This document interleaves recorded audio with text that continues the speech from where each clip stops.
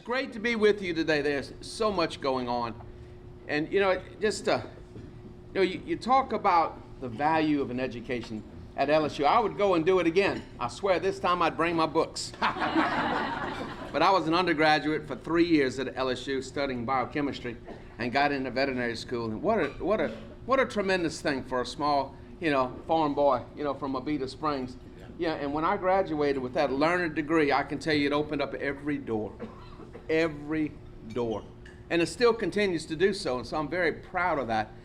Now, Dr. Gordon, Dr. Haynes, Peter Haynes, one of your predecessors as dean, but he also taught me equine surgery, right? And you've been very kind to me. Now, Peter always told me my diploma was on loan, right? So when I was a legislator, right, Mr. Ruckert, you don't understand this, right? Whenever the vet school needed more money, he started pulling on my degree. So look, if you want to keep practicing, you better give us some help, right?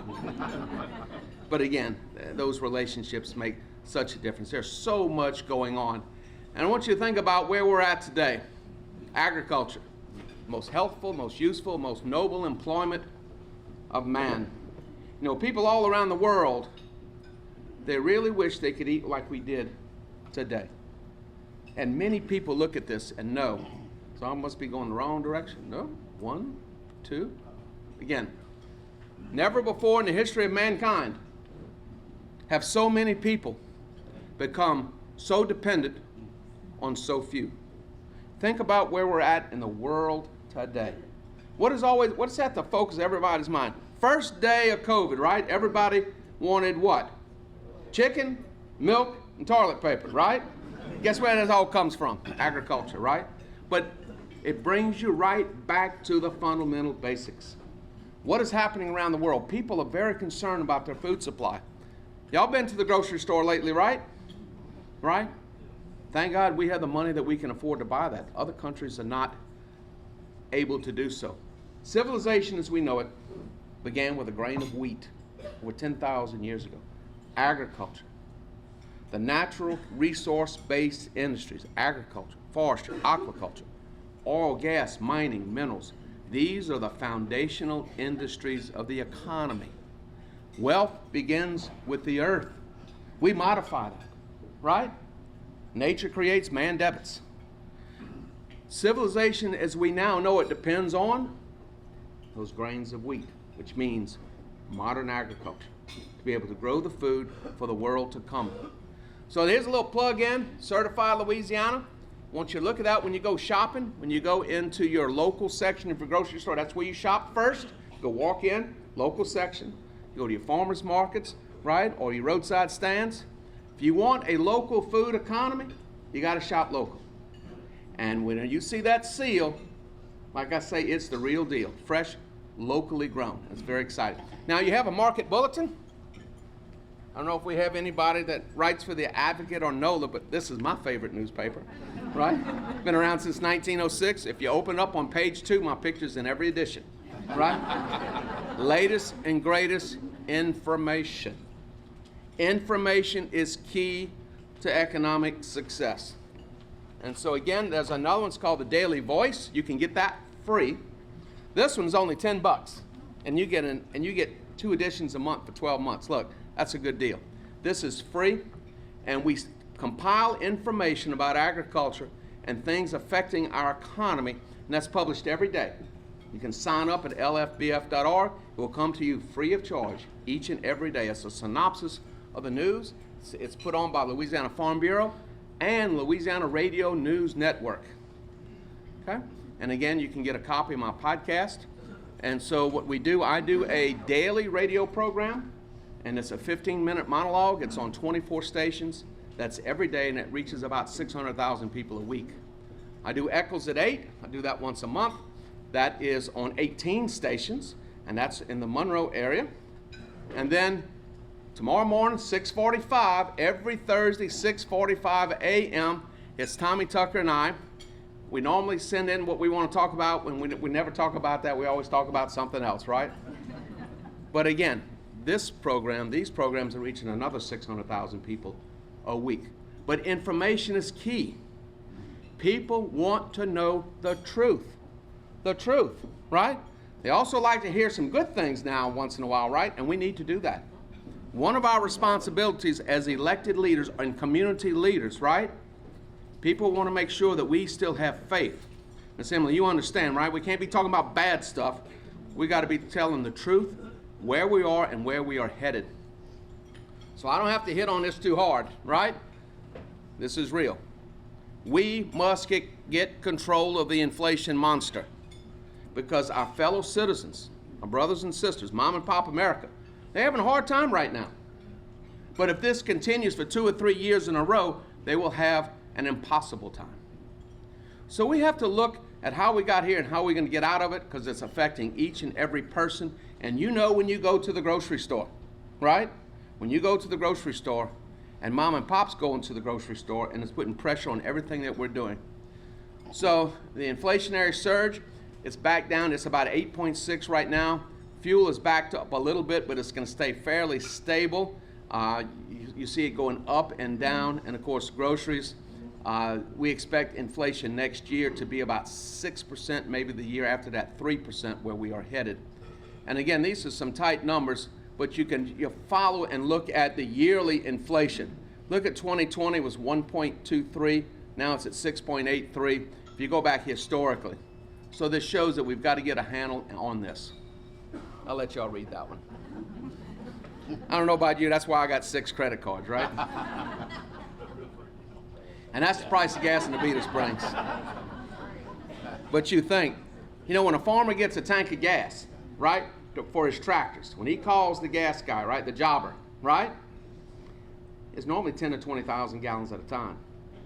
So decisions are now being made hard, when to buy, how much to buy, and to make sure that I have what I need. Now, I do have assurances from our oil companies that even if a storm is coming, we're going to have enough fuel. So they are ramping up and filling up. If you remember Hurricane Ida, all the refineries went down, even those outside of the hurricane zone. Well, why was that? Real simple. We lost power to the loop, Louisiana offshore oil platform, and to the pumps. And then we lost power to the refineries downstream that made the nitrogen and the other inputs, and we're working with that. We expect record trade, a record export trade, the highest ever in the history of the United States. And I think that will probably cross over 200 billion, right, in exports. 1 in 3 acres of America's production is exported. The vast majority of Louisiana's production is exported. Now, when you think about agriculture, it is infinitely sustainable and renewable. One of our big goals now is to farm everything we can farm, right? And I tell you, I don't want to see anything naked out there. That would be on the soil, right? The crops. Why? Why don't we want to see naked soil? We want to see cover crops. We want to see things green growing. What is that doing? What will that bring down? CO2, right? Nitrogen, phosphorus, right? We need to put to the plow every inch of every acre, all of our forests. We need to look at how we can sequester carbon and other greenhouse gases naturally. The forests of this country sequester 18% of the CO2 we produce right now. That's just the forest. And so again, when we're looking at that, in this Inflation Reduction Act, there's a huge amount of money, over $20 billion, will become for conservation efforts. You want to increase production? You got to increase conservation, right? Soil isn't dirt. Dirt's under your fingernails, at least under mine combined with grease, right? I do a lot of mechanicking. But soil is different. It's alive, it's healthy. And we look at that. We look at the organic matter. We look at many things. So there will be a lot in this Inflation Reduction Act. A lot will come through our soil and water conservation districts. I'm also the commissioner of the Office of Soil and Water Conservation, and through the National Resource Conservation Service. I'll give you a multiple choice test. You don't have to remember all this, right? But that's where we would be administered probably this year between 100 and 200 million federal dollars. I'll put this up here. That's the average price of a whole chicken that's fresh. All right, what was that 3 years ago? What was that same chicken 3 years ago? $4? Uh-huh. So when mom and pop, and it's mostly mom, because I go window shopping, and when I go to the grocery, I see what's in there. I'm also looking at people, their buying patterns, right? But when you go from $4.50 to 11, and I bought one last Sunday, because I cook on Sunday for Mom, it was $12. And so this is unsustainable. Now, here's a question. By anything that I do, all the king's horses and all the king's men, can I bring that back to $4.50 in a year? No, why not? Simple. You know, if you look at it, it takes, 130 days to grow that chicken, 150. But that chicken is eating the corn from last year, okay? So you have to look at what it takes to get to that final product. You got to back up in time, and that gives you your start date as you're looking forward on crops. So world economics has a lot to do with everything. So what's happening today? What are y'all reading today that's happening in the world that's reflected in the agriculture? We got, okay, I got the right one. They're battling here, right? All of this. And there we have the Ukraine and the wars there. Continuously oil instability in the Middle East. What else is happening throughout this region here and here? Drought. A drought they haven't seen since the year, 1611, 1614? So everything is in macroeconomics, everything. And again, here's the good news. The green areas are the bread baskets of the world. Industrial scale agriculture. Look, I believe in industrial agriculture. I believe in organic. I believe in all types of agriculture. Hydroponic, right? So I'm out there with my tractors and my commercial fertilizer, and my wife's got her stuff in her pots. She's using her organics because it's her chickens. They're not mine on the farm, right? It's her chickens. But if you look at here, China and Russia, right? That's not conducive to agriculture. You want to know why they're fighting over the Ukraine? It's one of the greatest bread baskets in the world. The United States of America, we export 20% of the food that's exported to the world. We're 5% of the world's population. The American farmer is 1.5% of that. We export 20% of the food exported to the world. The Crimea, and if you get into the Ukraine is the size of Texas. It exports 10% of the food that's exported to the world. Another thing that happens in the Ukraine, 50% of the people in the Ukraine, 50% of the families in the Ukraine grow big gardens. They eat out of their garden, and then they take the rest of that to their local farmers markets, a local food economy.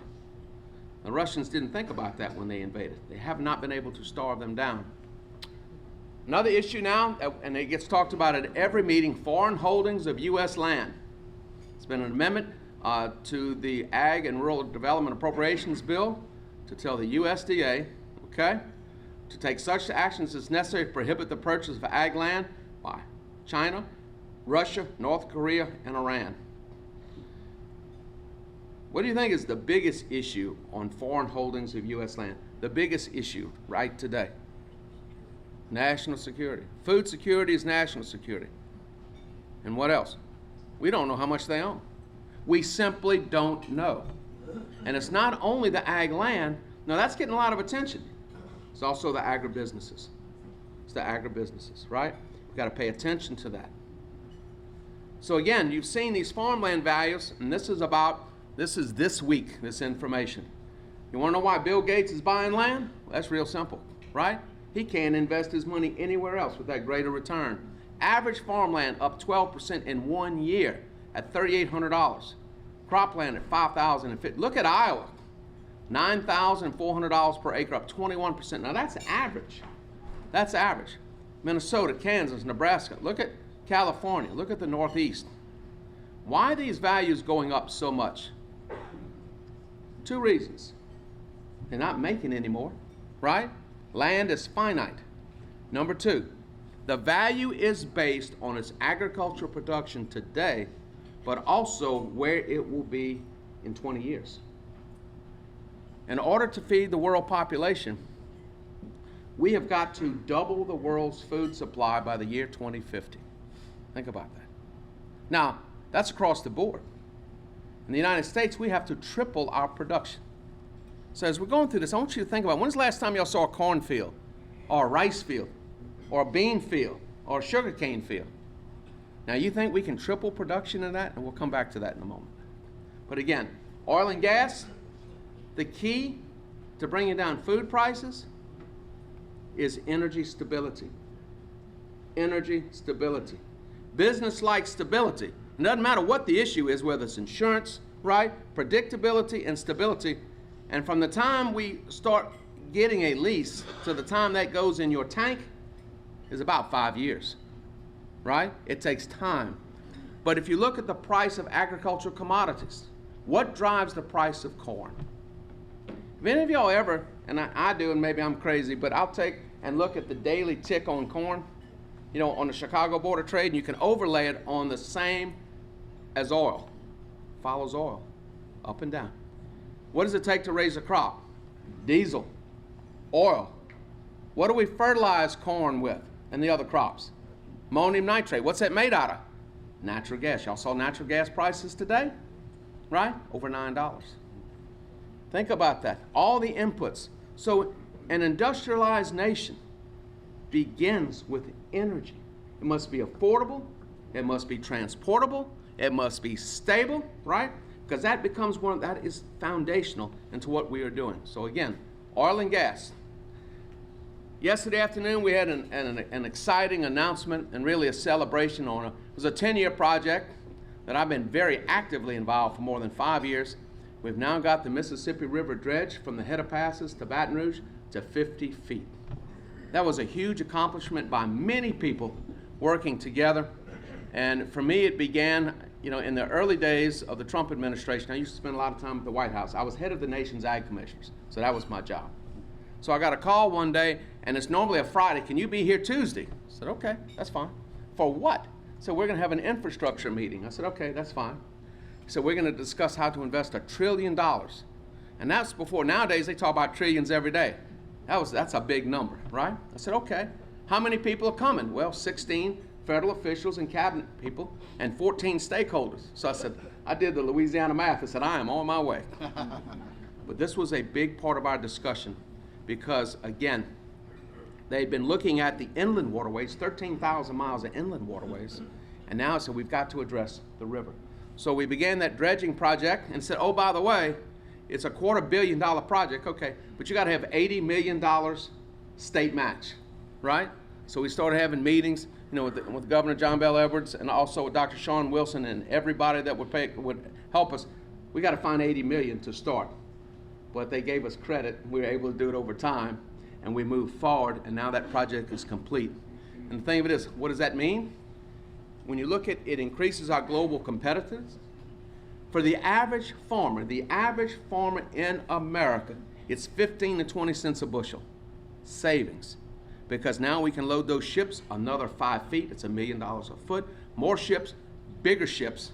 And right now we're moving about 60 to 62% of the nation's grain that's exported down the Mississippi River. It'll go to 70%. And you think about the mighty Mississippi and the tributaries, the heartland of America, that's another thing that gives this nation great strength. No other nation has what we have in America's maritime superhighway, the Mississippi River. So it is huge. We'll be reaching 40% of the nation. So again, the grain and the energy, and so this is a big project that has now come to fruition, and we're getting ready for the next.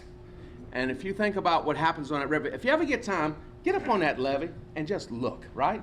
Now me, I stare at those grain elevators. They are magnificent, right? They are magnificent. My wife must think I'm crazy, and then we continue to work with all of them because, you know, that which is on the levees, most people don't see, but that's $1 trillion a year in economics. It is a huge part, and we have to continue to support that. And so then I addressed the meeting of the Ouachita River Valley Association. Again, moving things by barge. The cheapest way to move any commodity is barge, next is rail, and then by trucks. And we're competing with that. Also, LNG, liquefied natural gas. Y'all read this week what Germany's doing. They're going to build floating harbors. Now, you know, we did that once, right? When we invaded Normandy, they built the floating harbors. They're going to build floating harbors to receive LNG. And that's a huge deal. We have 300 years supply that we know of natural gas. You know, if you ask any farmer, who owns the land where they have oil and gas in Louisiana? Farmers, ranchers, and timber owners, right? And say, man, that is a mighty fine new tractor you got there. How you got that? Say, my gas check came in. But if you look at input costs, that is seriously, we really have to consider that hard. You know, there are a number of things that you can do in a lean year. You can borrow from the soil. Soil is like a bank. One of the issues we're having now is having potash fertilizer. In most cases, you got a narrow window, but you can't do that for long, right? It's like a credit card on 24% interest, right? And so in a lot of cases, we may be skimping a little deferred maintenance, trying to figure out how we can make it this year, and then looking into the next. So a big issue is potash, and that's kind of snuck up on us. Russia, Belarus, and China account for 43% of the world's potash, right? You got to have potash. Canada is around 34%. The United States of America produces 1% of the world's potash, and we use 10% of it. If you look at the modern agricultural revolution, how we went from 40 bushel corn to 163 and 170 bushel corn, it's real simple. Better genetics, better technology, nitrogen fertilizer, and potash. And so if you're looking for the source of potassium, we can find other sources of phosphorus. But again, this is a huge deal. We have some in Florida, Mosaic. We have some in the Midwest. But I know if they've got it in Canada and we've got it in Florida, we've got to have it somewhere else. We must find a source of potash, because this is something that we've got to deal with. Because again, we cannot grow crops without potash. Supply chain issues, we are working on that, and we're getting better. We are addressing that, but as a huge part on the overall for delivery of products. This is in today's Wall Street Journal. Cotton prices are going up. The drought in the Midwest, and specifically the southern western part of the United States, we expect a loss of about 40% of their crop. And cotton's already moving up in price, and we'll talk about that in a moment. But the drought around the world is real. Now, everybody can discuss what we think is causing it, right? Right? Only the good Lord knows why it's happening. But we do know the weather patterns are changing. We have to be cognizant of that. But we also have to understand that it is a weather pattern. The Dow's moving back up. It was up around 34,000 yesterday. We see corn had gotten up over 7. It's back down a little bit. Most of the commodities had peaked about 4 weeks ago, and then when they kept hearing these words, recession, the traders at Chicago Board of Trade backed up. But the good news is most of my farmers had already sold their crop in advance. So farmers do that. You know, once they know how much they're going to plant, they sell at least 50 to 60% of their crop. So when you see them riding in that tractor, they're not watching Netflix. They're watching the Chicago Board of Trade, right? And when that strike price, right, they hit that button and they sell them, right? And so that's good. Now, my dad, when he was selling his cattle, would sit in his chair, right? But he watched it. But when my dad was selling cattle, you had better not speak. You better be dead quiet. And he watched the weather. And one time my mother said, Bush, you watched the weather 4 times in 10 minutes. I said, yeah, it might change. Cotton prices, you know, we've seen cotton got up to $1.32. It had backed down into the 80s about 4 weeks ago. And now cotton's moving up. Why is cotton moving up? Drought, right? Drought. And sugar stays stable. Sugar is a magnificent crop. And again, stays very stable. We have good sugar policy. Rice, I think rice is going to move. When rice starts moving, it's going to head back toward this $23.80. Rice is the largest direct consumed product in the world, and it's grown. Most rice is grown within 100 miles of an ocean. So what's happening within 100 miles of an ocean? 2 things, right? Water's going up, land's going down, and salt is coming in, right? What does rice like less than birds?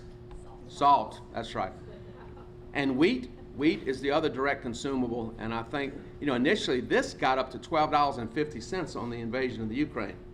You go 3 years ago, this was $4.50. Bread to the world, right? Bread to the world. Good news is we are moving ships out of the Ukraine. We're trying to move them out quickly, and the big push on that. Why? Because we got to get the grain out of the elevators to get this year's grain in the elevators, because the Ukraine exports what percentage of the world's grain? 10%, and it's mostly wheat. And so if you look at ethanol, that stays stable.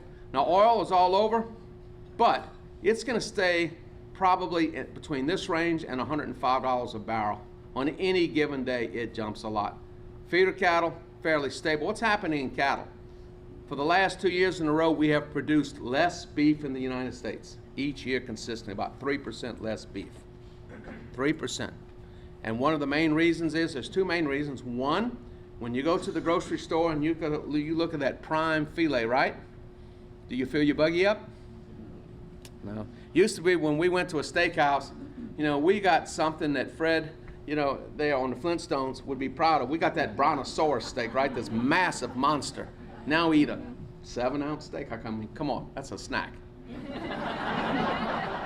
My running mate was Tank Powell. He would always tell me, said, Doc, for me, eating is serious business. That's why his name was Tank. Right? So that's going to stay fairly stable. But again, though, through our science, innovation, and technology, we're able to raise efficiently beef and poultry and other things. And lumber is stabilized now about $5.96. Lumber is directly affected by cost to borrow money, interest rate, and housing. Okay? So the world population, we expect it to continue to grow and then level off. Why? What does this represent? It'll probably grow by another 100 million by the year 2100. This is where all of our resources are basically used to the fullest extent, and our science and innovation and technology can't overcome that to provide for a growing population. You ever wonder why we always live at really a better lifestyle? I mean, we live pretty well, all of us, right? Even though we have higher taxation and all these things, science, innovation, technology, and application. So again, just a couple more slides, and this will kind of put it into a perspective. This has been the same over the last few years. World production, about 515 million metric tons. Look at consumption, 519. This is how much we have at the end in inventory. 2-3 years ago, that was 11 months. Okay? Look at wheat. Production, consumption, inventory. Look at grains. Look at the oilseed numbers. Look at sugar. Look at meats, poultry, pork. You want to know why cotton's going up? Production, 116.94 million bales. Look at consumption, 122. Who's the largest importer of cotton? Who's the largest importer of everything? China, right? China has to import. Why? Because they cannot produce enough. Remember when I showed you the non-industrial agriculture? Most of that's in China. So again, we do have a program here, Southern United States Trade Association. I'm formerly the head of that organization. If you have something you want to export to the world, we will help you do it. And we have many companies involved. So if you want to know how Tabasco gets across the world, right, or Uncle Larry's Stew and a Few, right, that's how we do it. And again, we will help you on those trade missions, and that's funded with federal dollars. So, and we have a lot of events. So if you're interested in selling your product across the world, please contact me, and we will, how do you say, we will hook you up. So labor continues to be an issue, and I think until we get immigration solved, that will always be an issue. So, okay, last couple of slides. What is that? No, that's not a drone. That's a drone, right? Science, innovation, and technology. There's more science and innovation and technology in agriculture than anything else. Why is that? What's driving it, right? Where do we make our greatest discoveries? When we're under the most pressure. So now, between now and 2050, we have to triple agricultural production. Can we do that? We've doubled it since 1980. We can do that. But we must embrace every bit, and I'm going to jump across a couple of these. I know I'm getting low on time. Certified Louisiana. Only the best, right? Don't that make you hungry even though you just ate, right? So again, we must embrace everything in order for this mission. There's so much going on, so many things, and we're so excited to be a part of that. If you get a chance, you need to go to the veterinary school. Call Dr. Gardner. I'm sure he will give you a tour, and of the diagnostic lab that's there. State-of-the-art, magnificent, right? Cutting-edge research. You think about what we're doing with CRISPR-Cas technology. Think Think about what we're doing with monoclonal. They've developed a monoclonal antibody for use in cats where they don't feel pain.